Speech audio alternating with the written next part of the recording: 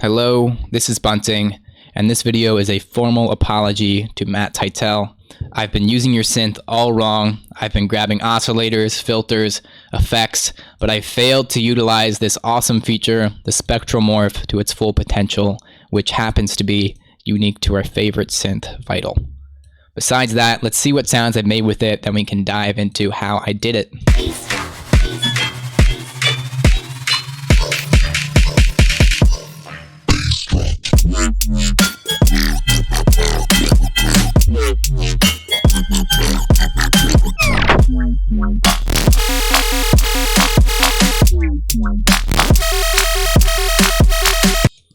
Ignore the corny drop vocal. I hope you like the sounds anyway. And if you want all the presets I made in this video, as well as the project file itself, those are all posted on the Patreon, where you can support me if you like me that much. Plus, I have a song coming out next Friday if you want to pre-save that. Stay tuned for that, blah, blah, blah. Like, comment, subscribe, all that YouTube nonsense. The question remains, what is this knob? What does it do? And how can it make my basses fat?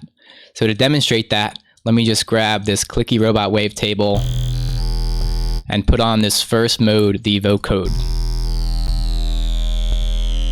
So what you're hearing is this Spectral morph. It has a bunch of different modes, but the one thing they have in common is they are shifting these harmonics, right?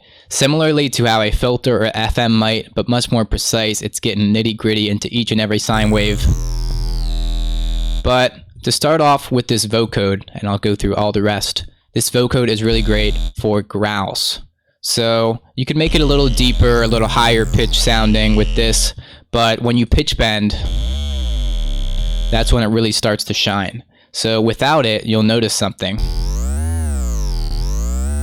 It gets really squeaky on its higher pitches, versus with the Vocode on, it's fat across the board, and it maintains that vocal character rather than sounding like this beast you're trying to sound design is inhaling helium, right?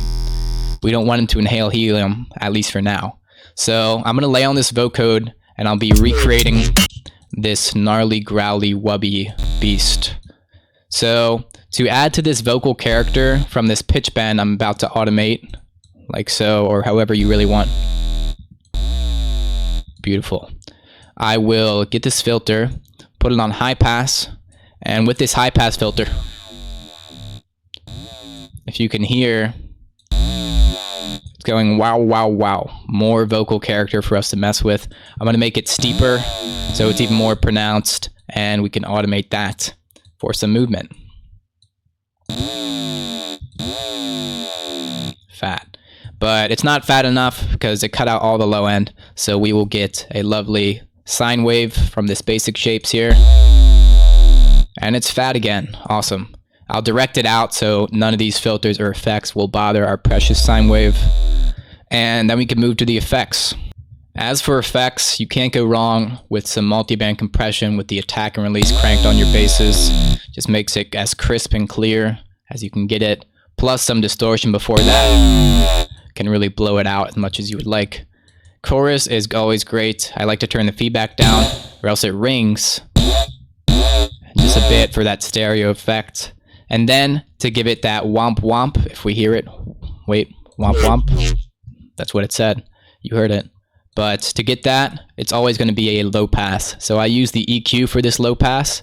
Just click this and it womps. And we're going to put this LFO to tell it where to womp. Somehow it's... Okay, we're good. Okay. And it womps. And for an extra layer of movement, we turn on this notch. And it's beautiful, it's sweepy. And it all adds up to a fat bass. If you really want it fatter, you can add some saturation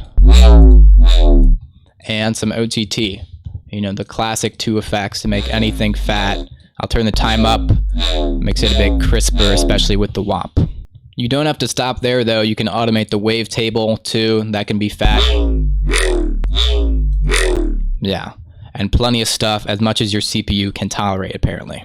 So that's how we could make a growl. Now how can we make a whoop, right? We mentioned whoops are always going to be low pass, but you might be asking why use this spectral low pass over the plain old lame low pass? The reason for that is kind of slight. So here we have this normal filter, you might prefer it, but this low pass can get you an interesting effect.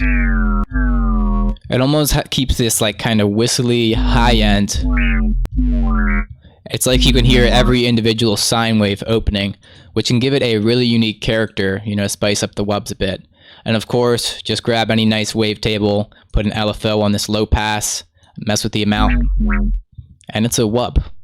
And it's beautiful. A bit of chorus, make it lovely and stereo, and the pitch bend to top off the flow. If we look at the automation here. Now for something a little more interesting than the Whop, we have this gnarly morphing growly bass. And for this, I took advantage of the time skew. Now what time skew does is a little different from the rest because it's going to utilize the whole wavetable, whatever you have. And within this wavetable, it goes ham. It basically shifts it, and supposedly it shifts it dependent on the kind of the harmonics being hit. But I don't know what that means, so it just makes it dope. And gives a much more watery, spectrally additive-y, clean, saucy effect. You hear all that like moisture versus, you know, kind of similar, but it just has the extra sauce as aforementioned, right? And you can just take something like this and automate it over time. And if we go to the effects, you'll see similar stuff, you know, the fatness, the stereo, and then our lovely Whop here with some post-processing. Don't forget to automate though. You see I have this LFO tempo also automated. Now we're dealing with what I call screechy boys. If I take off this auto pan, you really hear the screech.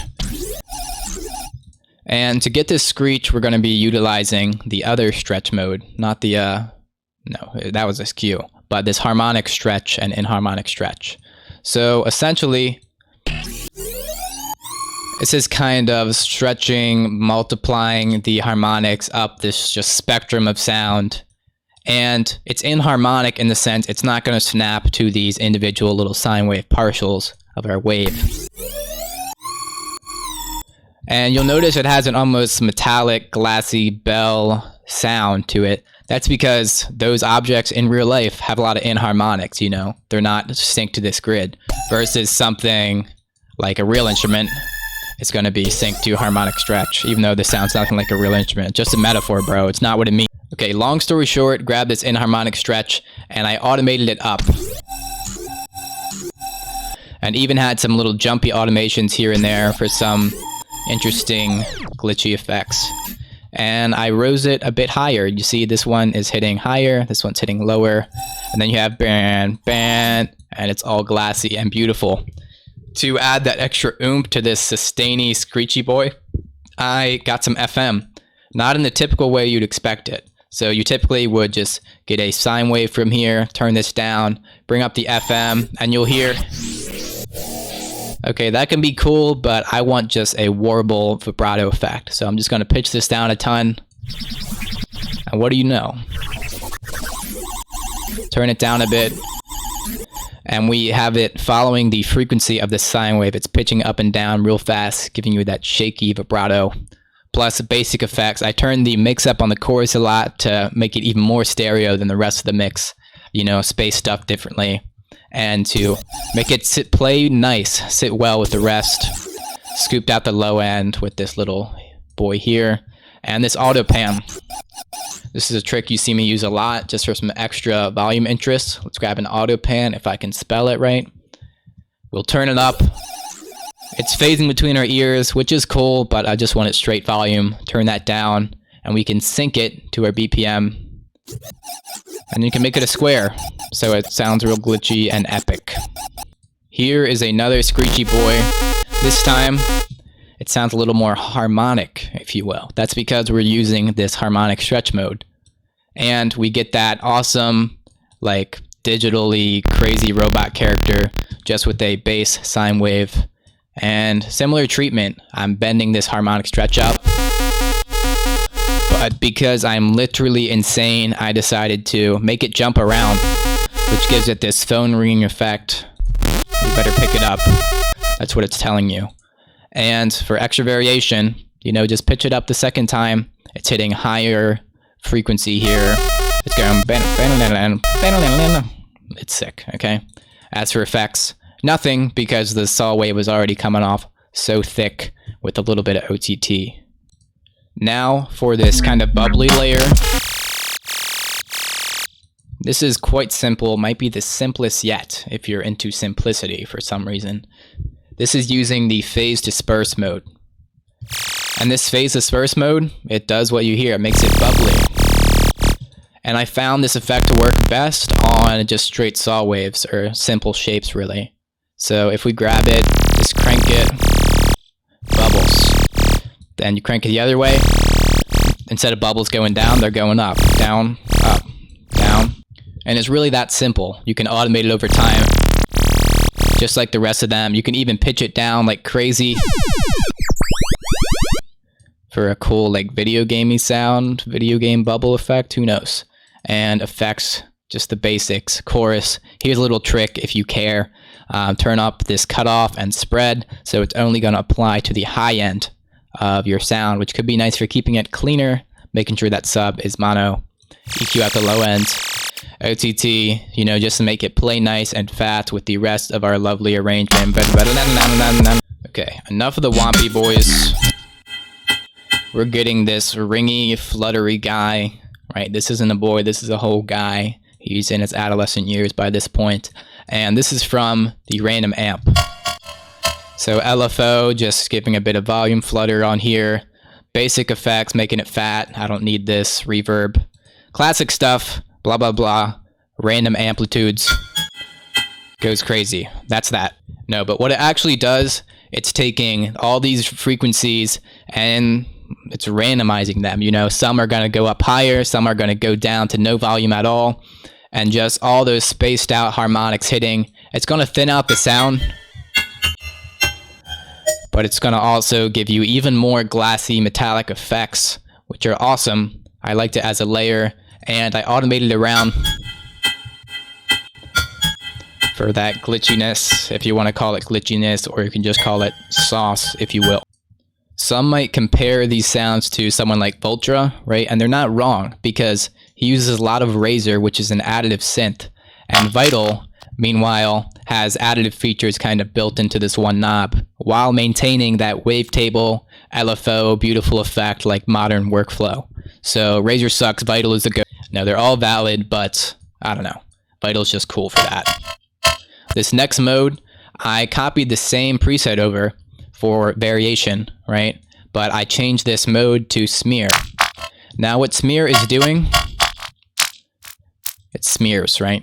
But it's kind of like a high pass. If we grab this high pass, kind of similar, but it's almost dirty. It's a dirty high pass. It kind of gives you a really gnarly, moist texture as you reach these higher frequencies, which worked well as a layer, I thought. Another thing that's great about the Spectral Morph feature in general is it's super easy to just duplicate a sound and swap out the mode. You know, you retain a lot of the character of your initial patch, but you can gain a lot of customization while maintaining that coherency of the same patch, whatever. Hope you didn't forget about this riser in the beginning. It might look normal, but it's actually far from normal. He's just a really quirky guy, generally. But what's going on here is this shepherd tone. Now, if you're familiar with shepherd tone, it's an auditory illusion. Basically, that sounds like something's going to pitch up or down forever. And the way it works is it's going to shift all these harmonics down just like a pitch bend, but right when it starts kind of bottoming out, it's going to reintroduce these harmonics at the top. You know, it's kind of like just mirrors it across the board. I don't know. It's magic. It's witchcraft. Who knows at this point? But just grab any nice wavetable. I found the false noise felt well for this, and just morph it over time. So if you listen really closely, let's take off this effect. It's going to reset, but it didn't sound like it at all, and that's crazy. If you really want, you can do it in reverse if you're willing to entertain such a thing. Yeah, it's cool. It's mostly for use in risers unless you want to get really creative. On its own, it's just going to sound like kind of a weird, washy pitch bend, which could be cool. But yeah, for the rest of this patch, I added some unison voices, kind of detune it, make it a bit fatter and phasier for a cool riser effect. And this oscillator too, noise. Now, I grabbed this noise wavetable from Vital, which at first glance, you would say, this isn't noise, because it's kind of there, but it's not. But add an LFO to it, and it's shifting through the wavetable, sounds nice and noisy like. And then I grabbed this high pass, right? I used the low pass earlier, but I mentioned something special about it. You hear this whistling or ringing kind of artifacts from it. If you're into that, that can be cooler and a bit unique from a normal high pass, right? It's really personal preference, but it's interesting sound, I think. And I have all this stuff automating around per usual. Automate, automate, automate. It's fun, right? And then drown in reverb, so it's all cohesive together. And we're happy guys. So up here, I had a bit of a drop vocal cooking. I wasn't feeling very creative, so I just made it say bass drop. But to take a step away from spectral morphing, I just went into this text to wavetable. I wrote bass drop. But a new feature, I don't know how new it is, but I never noticed it, is you can choose the accent, right? We can have a Russian bass drop. Let's get a Russian bass drop and see how that sounds. Wait. Beautiful. Sounds excellent. As for the spectral morph though, you can hear it. It shifts the formants in a similar way to the formant scale, but I believe it still remains sensitive to the pitch bend rather than shifting. You see, the vocode stays more consistent through the pitch bend if you can hear it through the echo versus the formant scale, right? And pretty basic effects on this, just the fatness, stereo effects. But to give it that atmospheric, I got a delay, turned it real slow to a half, and a reverb, classic atmospheric effect. And over time, I automated this up so it keeps pitching up until it becomes a weird alien robot. And alien robots are cool, so I was pretty happy with that. This last sound here is nothing special. I just decided to get it in with a drop vocal. And you'll see I copied the patch over the bass drop, slammed it with more OTTs so it's gnarly and dubstepified. The OTT is actually the dubstepifier. It says that in the Ableton manual, I think. But yeah, I just went with Vocode. I don't know why. No, I actually know why now. Yeah, clearly Vocode does a bit things a bit differently than the formant scale, but really mess with them, see which one works. Of course, it's going to have different effects on an actual wavetable versus something else. Damn. Okay. But yeah. All that being said, don't limit yourself, right? I mostly, well, pretty much all the time, use these on just one waveform, right? I would grab a waveform, a wavetable, and slam on Vocode, right? But how about you have Vocode on this, you FM a guy, right? And then you low pass him, and then this guy is being FM'd by another guy who's on a crazy wavetable and is random amplituded. And then you slam him with the beef. And then you put the flutter wobble on him, and then it's not the best sound ever, but you get where I'm going. You can have these on other oscillators. The low pass filter is also useful for, well, low passing, because low passing as you're FMing will be a very different result than filtering this whole kind of setup. But that's all there is for today. You know, hope you guys like this style of content, a bit different from the artist stuff, artist-specific stuff, but don't worry, I will still be doing that. I'm not going anywhere, I'm right here. And be sure to drop a like on the video, leave a comment for what future videos you want to see, and if you like this video or not, let me know. Like, I listen, I do, I try, and subscribe on top of that. whatever. In the comments, not in the comments, in the description, I'm losing it. In the description, you'll see a bunch of links if you want to support me, as well as a link to the Discord where you can hang out with me and other like-minded producers who like cool basses just like you. But that's all. This is the outro. Love you guys. Thanks for watching, and peace out.